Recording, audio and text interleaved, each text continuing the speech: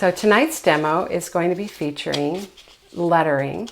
I'm going to show you different ways that you can successfully letter or add words, personalization, sayings, phrases, whatever, to your paintings, to things that you create without a lot of headache, okay, and without a lot of anguish. All right, because I know lettering is difficult, but there are some tips and tricks on how to do it that will really help you to be successful with it. And so I hope you'll take that and consider doing lettering or personalizing, if I can say that, in your next project, okay? So I'm going to share that with you. I'm also going to share real quickly with you this frame stencil and what the other uses are for it besides the embroidery on my friend back here, okay? So let's get going. I'm going to get my stuff set up here and we will get overhead. All right, there we go. Okay, so this is for the stencil later. I'm just going to set that right there for now. And so stenciling, of course, is one of the ways that you can easily add phrases, lettering, etc. And it's not like stenciling used to be in, I don't know, 30, 40 years ago, where you just got the alphabet and you had to create your own sentences and phrases and words. Now we have lots of stencils that have the phrases that we like, that are contemporary, that are trendy, things like that, that are already done in fonts that are pretty and easy to do. So I'm going to share with you, this is another one of Donna Dewberry's stencils that we created. This is her Be Kind stencil.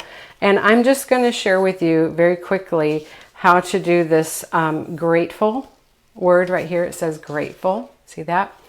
And how to add that to a project. So stenciling is one way of doing lettering, okay? So I'm just going to show you quickly how to do that. So I'm going to get my plate out here.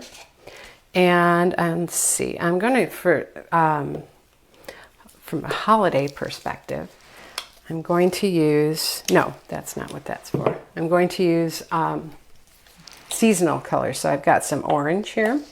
This is called Canyon Sunset. And then I have some Moon Yellow. Okay. And let me just put out a little bit of white in case I need it.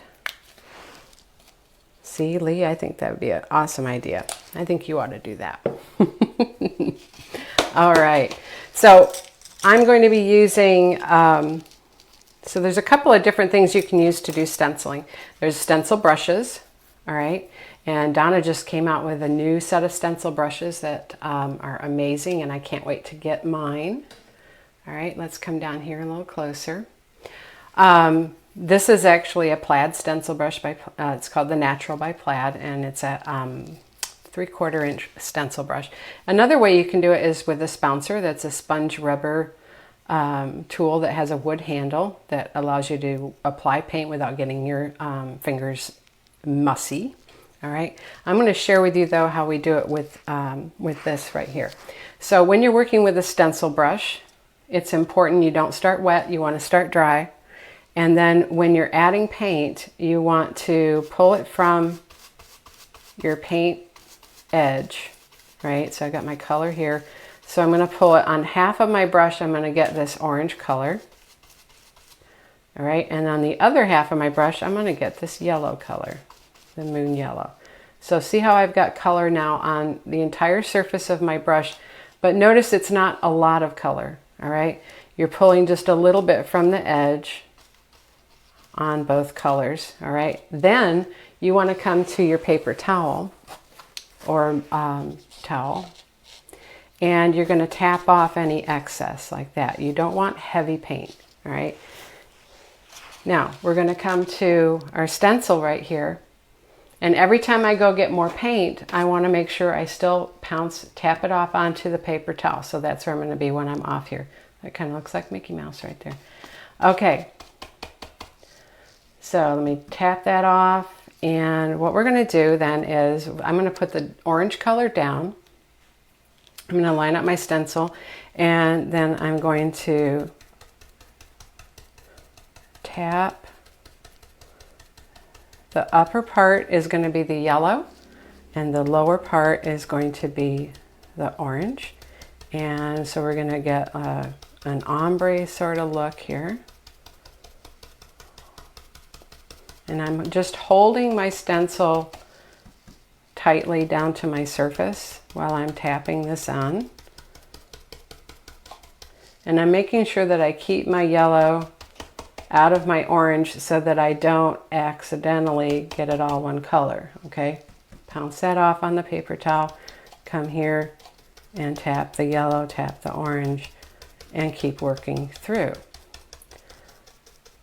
And you can lean into one color or lean into the other, all right, until you get all the way across.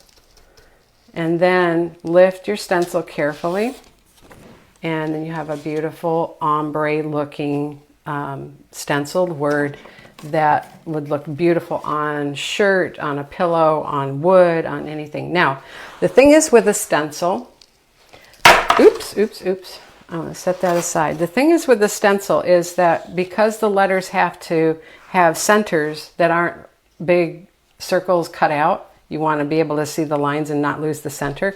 They have gaps, right, for the cut marks. So you want to come in with a script liner and fill those in for it to look more professional, more finished. All right, so I'm just getting I have a little bit of water on here, and then I'm getting the paint out of the color that I just used to load. And so I can come right in here, see there, and just fill in carefully, right, the gaps. Now, where you have an ombre, at first I'm going to do all the same color here.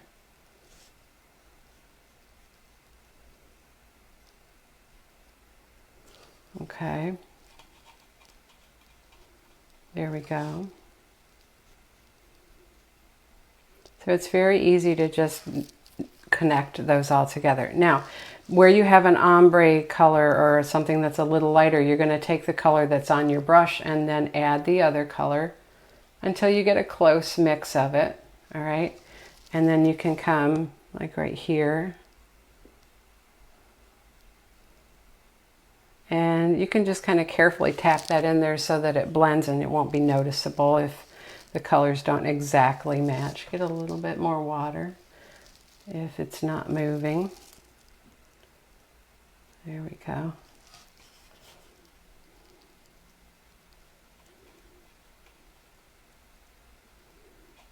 Okay, so then on the top one, you just top parts, then you're going to get just the yellow. Oops, I missed one there. Let's come back to that orange and yellow blend. There we go. There we go. Now, so you have, oops, forgot my E. So you have opportunity here now to even embellish a little bit with this. You can come in, get a little inky of this orange color. So you're working water into the brush here. And you're going to come and you can push, stand up, add a little curl into this end, come back, see there? So you can extend this to have a little more embellishment on it. You can come up here, pull it down, okay? So lots of opportunity to work with this. See there? Now, when you're putting something like this that could technically get lost in a background like that, it's a good idea to give an accent color, okay? So you can do a light color or a dark color. In the case of this one, I think I'm going to use a dark color because the backgrounds are all light. So I'm going to get just some inky licorice. You could use brown, you could use red. I'm going to go with licorice. So a little inky licorice on the tip of my brush. And we're going to come on the left side and bottom of each letter. So that's the left. That's the left. And always downward strokes if you can manage it, okay? So see how that's helping that to stand out a little better? So it's on the bottom and the left, here, there, there, right? So see how that helps that letter stand out just a little easier? So, and then you would go along to each of these letters on the left, on the bottom,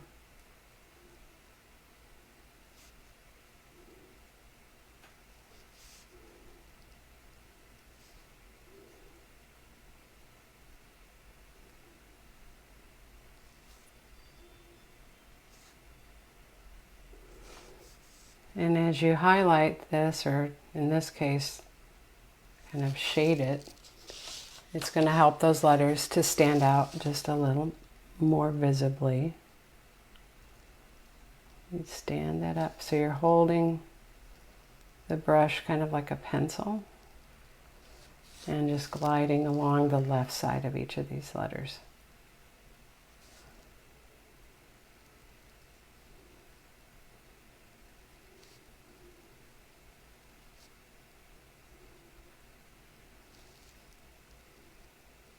See there?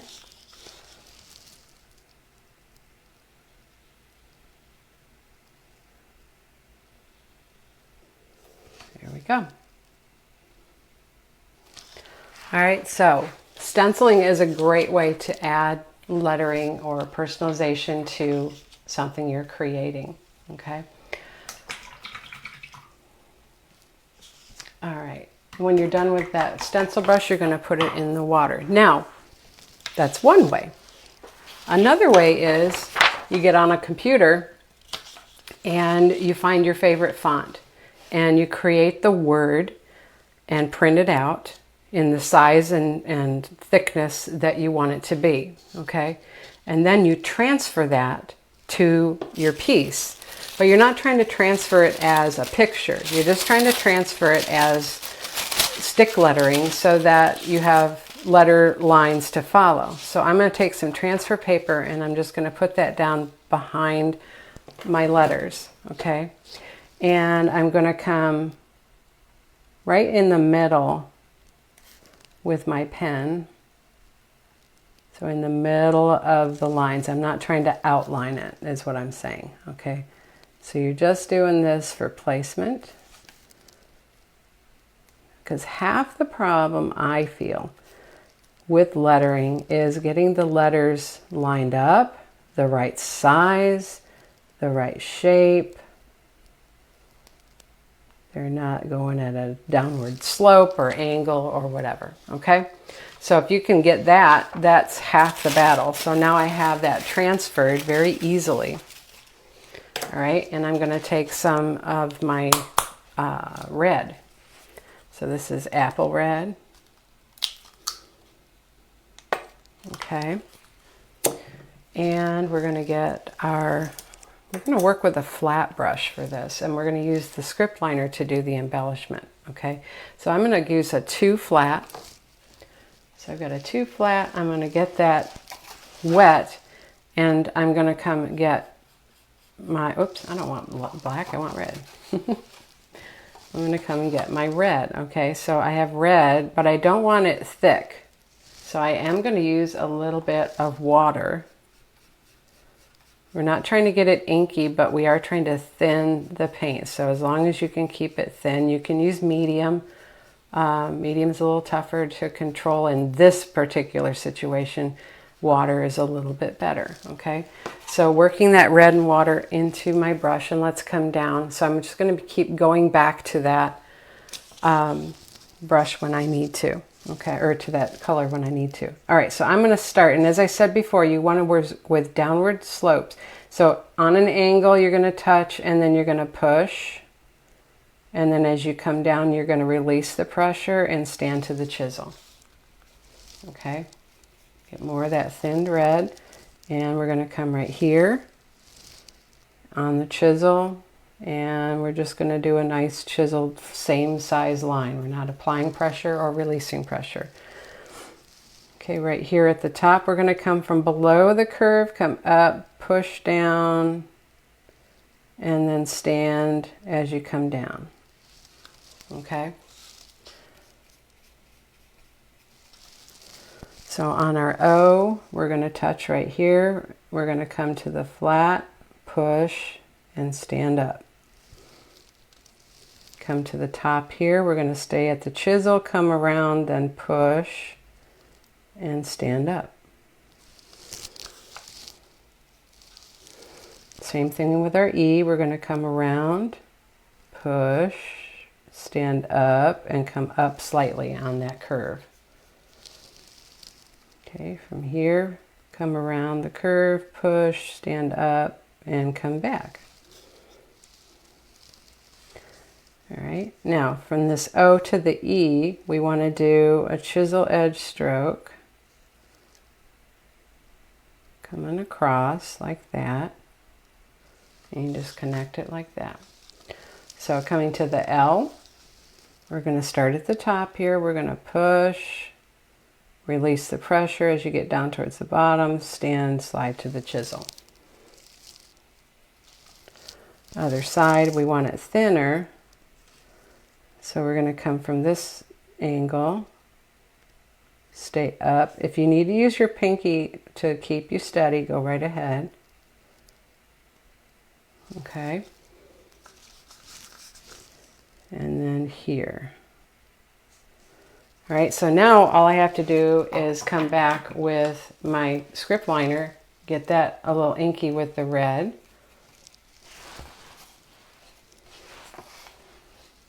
There you go. You don't want it runny so it drips off the end. You just want it slightly thinned. All right, so here, what we want to do now is come from this top, come around, and down.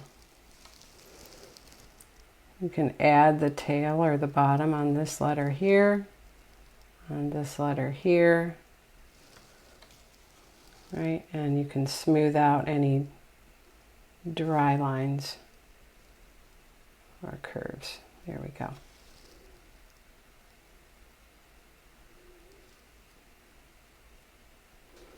Okay, so try to use downward motions as much as possible. Now, in the font that I used, it had little rounded ends on each of the letter endings here. So if you want to add those, you're going to lay the brush down and stand it up and pull it back.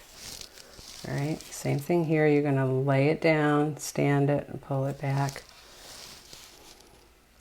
Lay it down, pull it back. Okay. So very simple. And then also on this one with this background, it's nice. It looks more finished, right? It's showing up just fine, but it does look more finished if we add an accent color.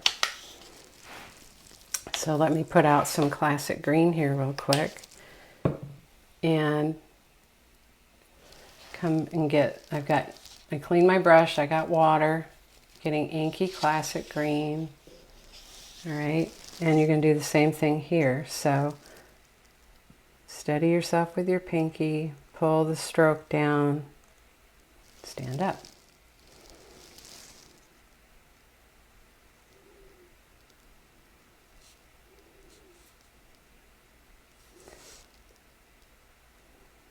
So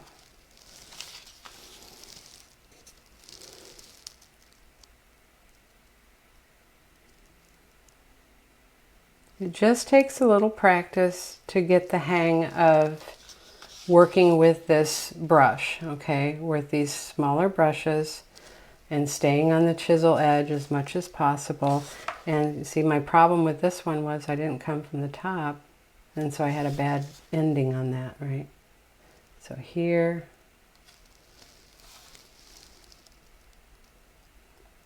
on this side, you skip the crossover.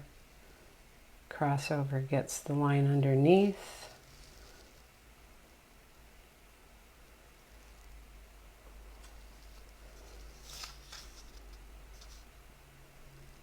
Inside the E, this side of the L. You lay it down, stand it up, it'll give you a nice thin to wide to thin finish. Okay, just like that.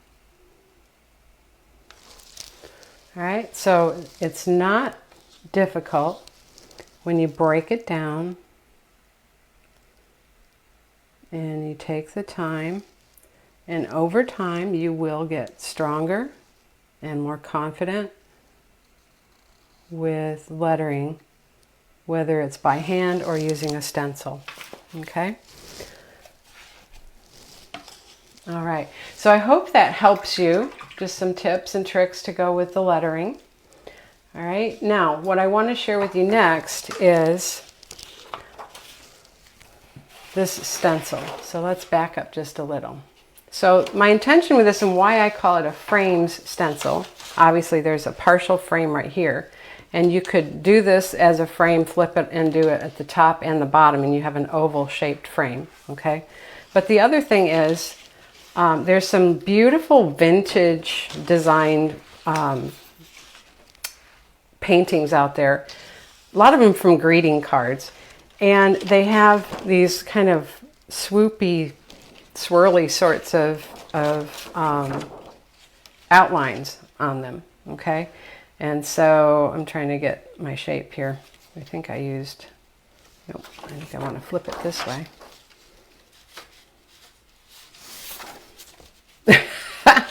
No, I know I did this one. How did I do it? Let's see. Turn it this way. Nope, that's not it either. I went and did it. There we go. I went and did it in advance so I would have it ready for you, and then I didn't remember how I laid it out. Yeah, it was this one. Okay, so I'm going to show you how we got this. It's really weird because I had, maybe I used this. Yeah, I think it was this one, and then I added the other. Okay, all right, so, sorry. I'm going to get my spouncer on this one, and I'm going to use black, just so you can see. Well, actually, let's use the orange.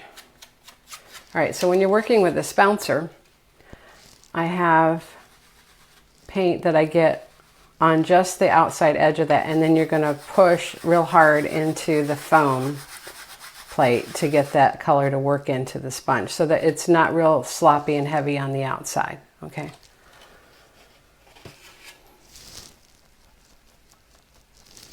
Okay, so then I'm going to come in here and we're going to apply the stencil. All right, so I'm going to do this one first. Okay. See there? And then I'm going to turn and we're going to put this one right here.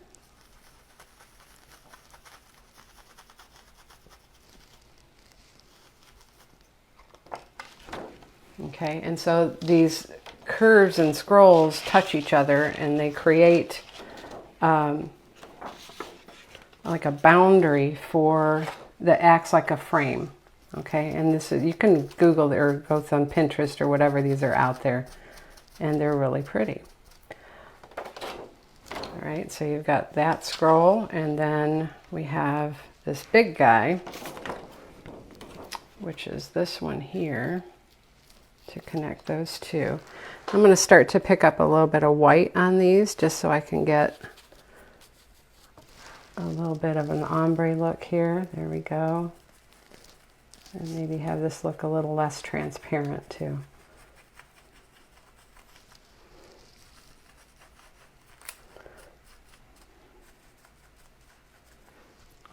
So there's that one.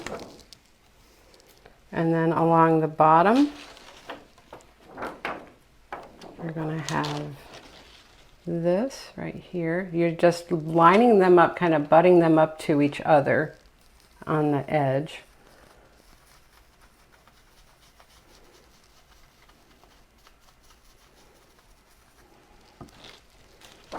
See there?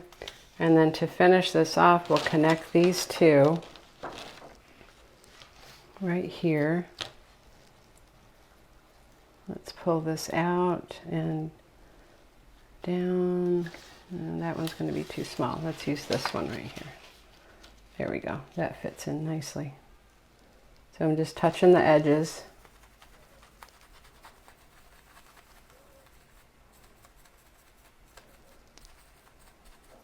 Okay, and there you have it. So that's the frame.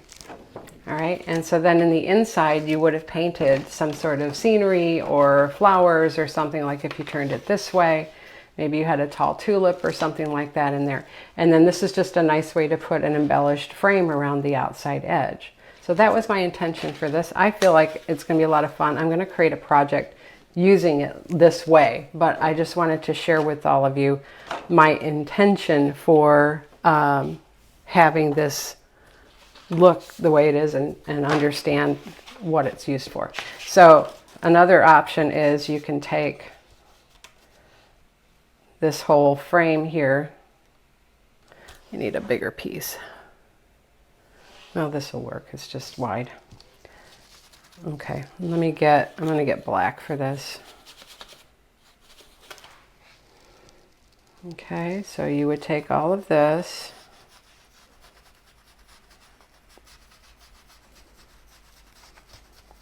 And I envision this on a canvas, like in the background. So that's coming also. So you're going to want to get this frame stencil if you don't have it already for the upcoming projects we're going to be using it for. Let me get a little bit of white worked in there. There we go, just to get a little bit of gray on here.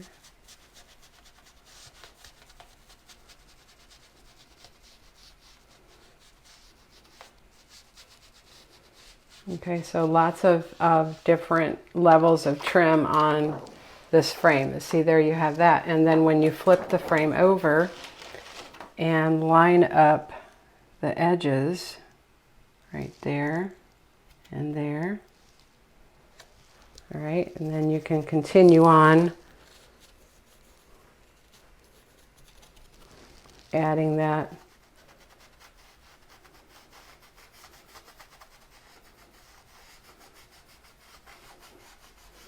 And this paper is just a little bit too small for this, but so it's like a 12, it would make like an 11-inch high frame, maybe 11 and a half.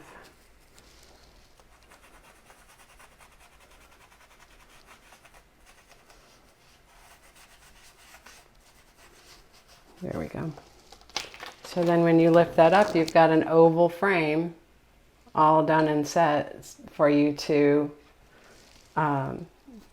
go around. You can put it around something you've already painted or paint in it. And then my thought was also, and I need to do this, you would come in here and let's maybe get some white on this, and we would come in and add this rose as an embellishment to the frame and over top of whatever was inside of it. Okay, that would look really pretty with transparent color just kind of laid in there, and you could add pieces and parts of it, more of it to go with it. So that is my frame stencil. It's used for lots of different purposes, this being one. Here's another. Okay, these scroll works are great for the embroidery that I'm doing, or to add some really pretty scroll designs to whatever you're painting. So okay, that's my demonstration for today. Thank you guys so much for going through this with me.